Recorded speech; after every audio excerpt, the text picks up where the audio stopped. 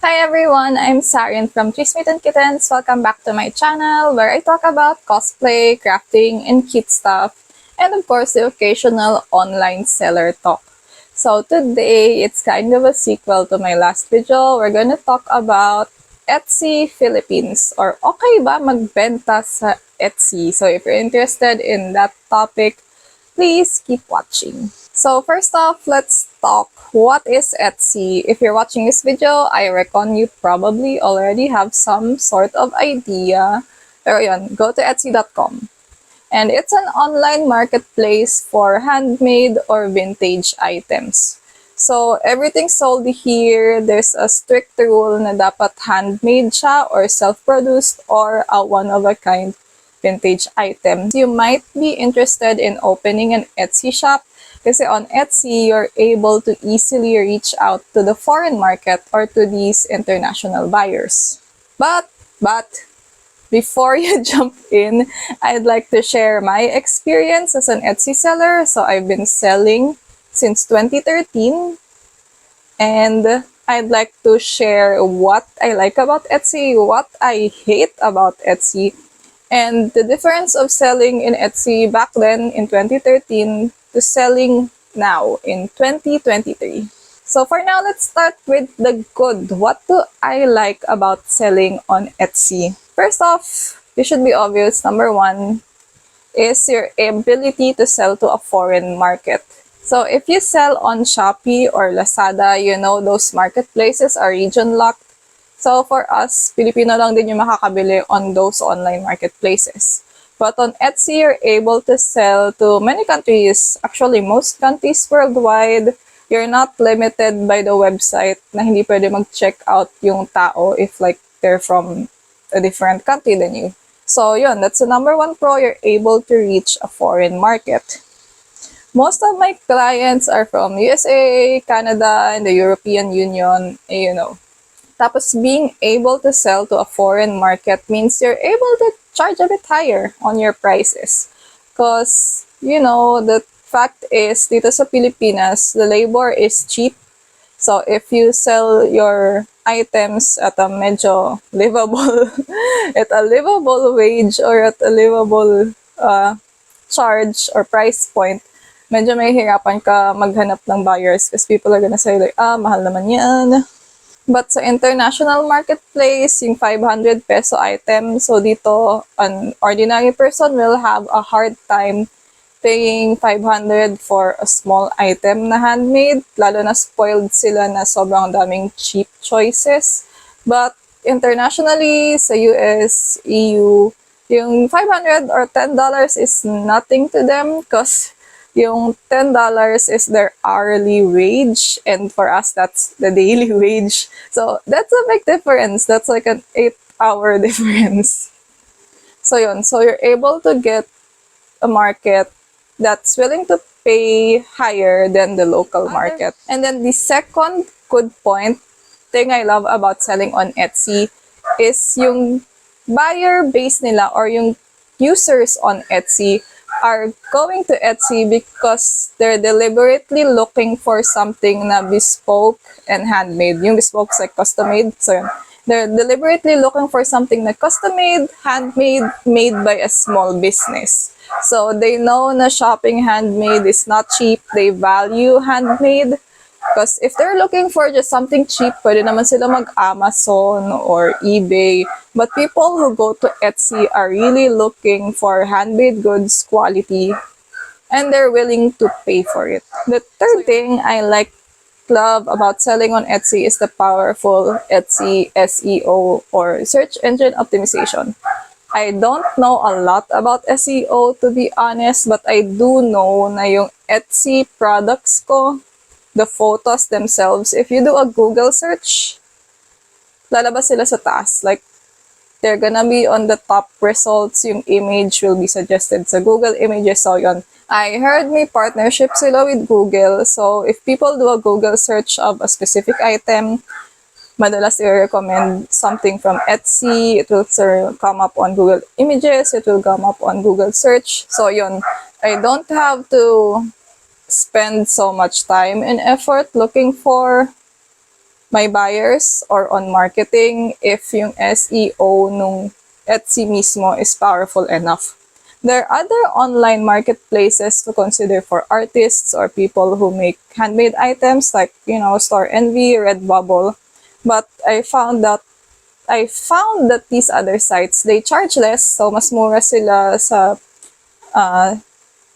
fees compared to Etsy. But in comparison, when you do a search engine search, these sites don't show up as often or hindi sila mataas dun sa ranking. So, mas mahirap makakahanap ng buyer unless ikaw as an artist, you already have a big fan base na pupunta sa site na yon. So, now, let's talk about the bad and the ugly. The things I hate about selling on Etsy.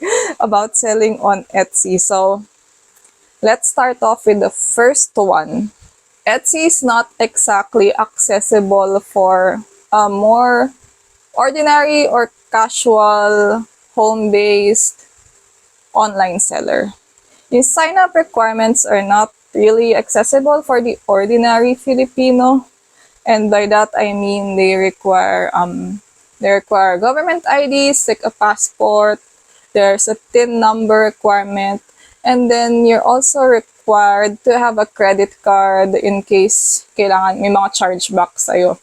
So, in foreign countries, the Western world, USA, it's like common for everyone to have a credit card. But here in the Philippines, it's not so much a requirement. And, people don't really...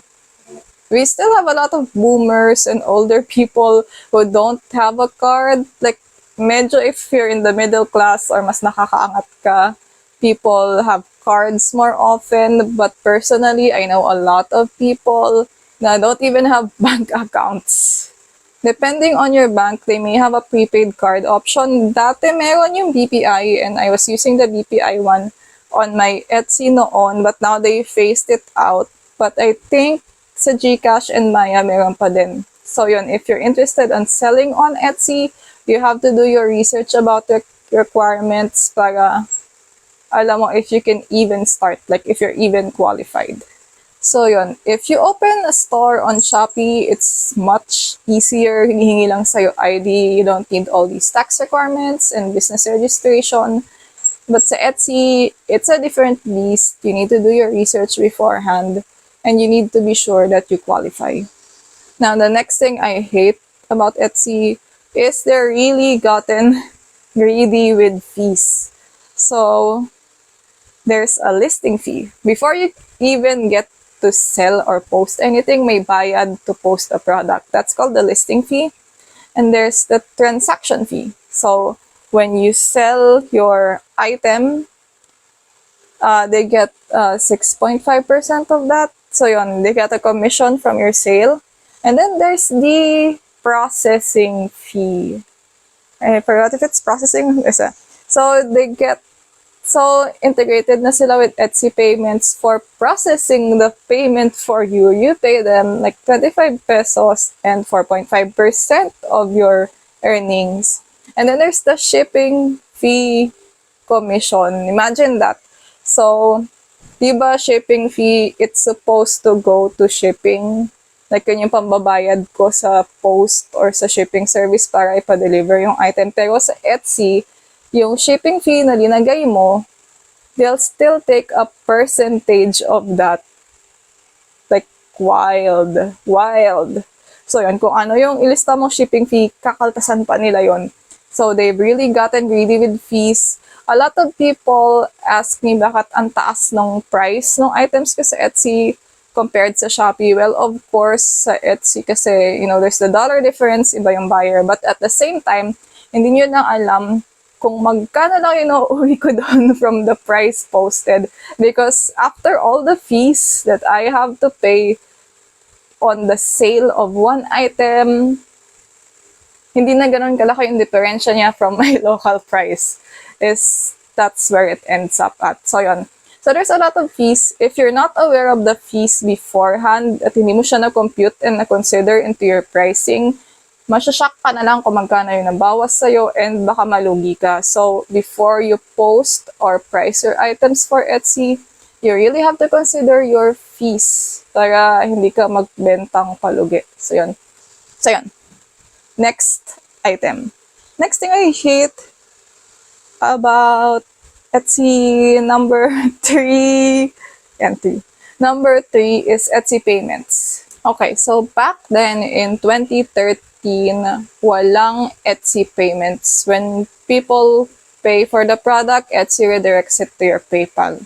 But since Etsy opened their office here in late 2019, 2020, they also implemented Etsy payments in the Philippines. It means kung lahat ng bayad sa Filipino seller, sila na yung mag-handle, and then on the schedule, they'll deposit it to your bank account. I think nag-open sila ng office dito so that they're able to process the payments and deposit it to the account of local sellers.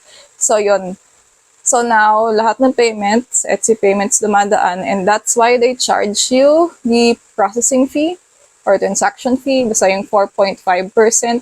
I guess nakita nila yung kinikita ng PayPal sa PayPal fees, and they're like, wow, sana sa atin na lang yun. So they made up Etsy payments. So ayun, I actually would not be too adverse to Etsy payments, and if it wasn't for one thing, and that's a god-forsaken reserve system, which is the last thing I really, really hate about Etsy right now. So, under Etsy payments, Etsy may now put your account under reserve status. What does that mean? I think, as you see here, I am in reserve hell. So, reserve status is they're gonna put a freeze on all your income, or they're gonna hold it in Etsy payments, 75% of it, i-hold muna nila para daw, in case of emergency or may magpa-refund, ayun na yung funds. Like, they can refund it easily. And it's gonna take 45 days before they release those funds to you. Like, wow, 45 days, 6 weeks, 1 month and a half. So, yun.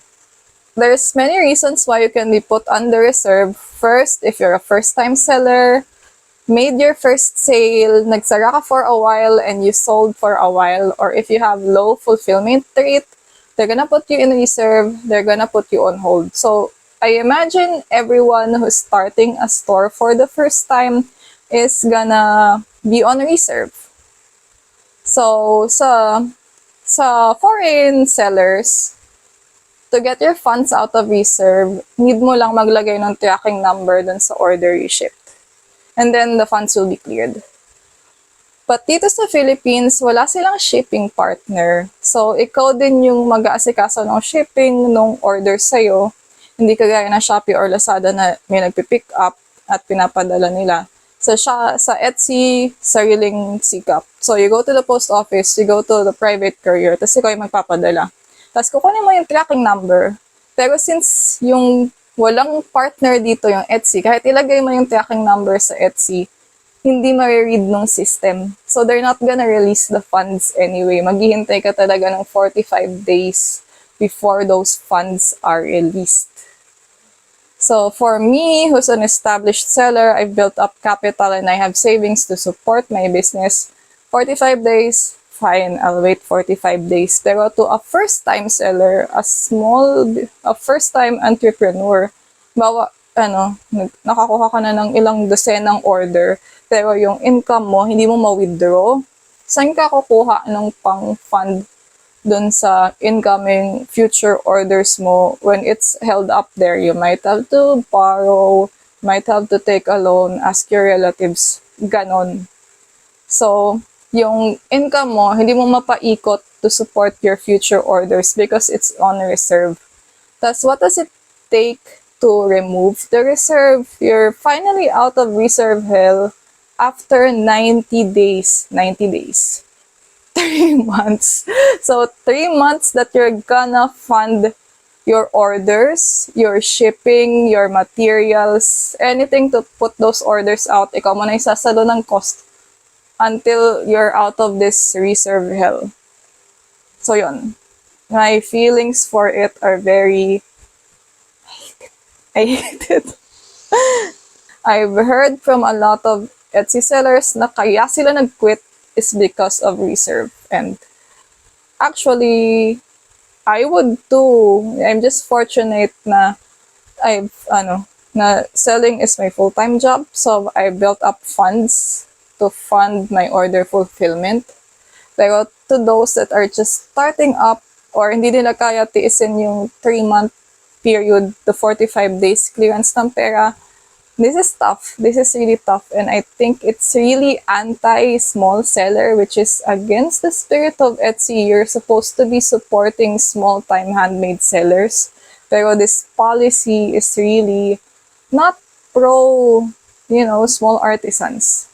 So that's it. I've said the things I love about Etsy, said the things I hate about Etsy, and I'm going to give everyone my final thoughts or my conclusion. Yung advice ko for everyone who wants to sell on Etsy is gather experience first selling in the local market. Back in 2013, I sold agad on Etsy because it was more accessible.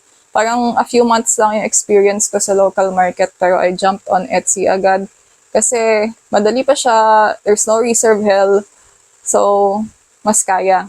Pero these days, 2023, pag hindi ka established, the reserve is gonna take you out pag wala kang pera pang fulfill and you don't know how to maneuver the market yet. It's difficult. If you're fortunate na you have money saved up from your another job, investment from your family, etc., you may want to go ahead, go for it, fine. Pero for most that are just starting out, as in yung wala pa talaga sila even local sales, I advise sell locally first, establish your brand, your market, improve on everything you could improve before you make the leap selling to an international market or on Etsy. So that's my advice for everyone who wants to start on Etsy. Now, why do I still sell on Etsy? As I've said, I've been selling since 2013. It brings in good money for me. I kind of know how to maneuver the pitfalls. Being aware of what's terrible about it helps me adapt to it, put it to my advantage. Kasi the more aware you are about the ugly side of things, the more you can avoid them. So that's it for today's video. I hope it was helpful if you've been deciding kung maganda ba magbenta sa Etsy or kung gusto niyo ba magbenta sa Etsy. And in my next video, I'll be talking about other seller-related things like shipping my orders overseas, the 2023 updated version, and then I'll also be talking about, calculating my pricing for the foreign market, and then my new business venture, which is like resin printing, which is 3D printing. I'm going to be talking about capital I spent, how I make things, and of course, I'm also gonna still be making videos about cosplay and crafting, which is what I mainly do. So anyway, this is Xarin again from Three Smitten Kittens. I make videos about cosplay, crafting, cute stuff, the occasional online seller talk. So if you're interested in those things po, like and subscribe. So yun, thank you so much for watching. Bye!